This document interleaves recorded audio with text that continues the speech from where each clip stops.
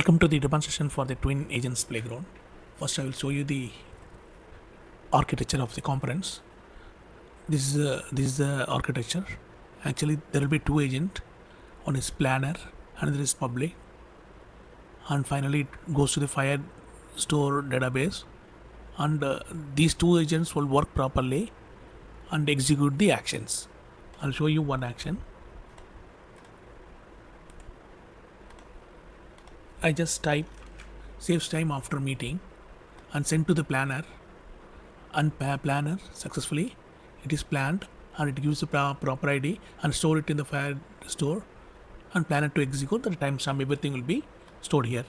Accordingly, I'm giving one more command, builds instant accountability. So that is also planned and it stores in the database. And I will say extensible to Slack Gmail documents.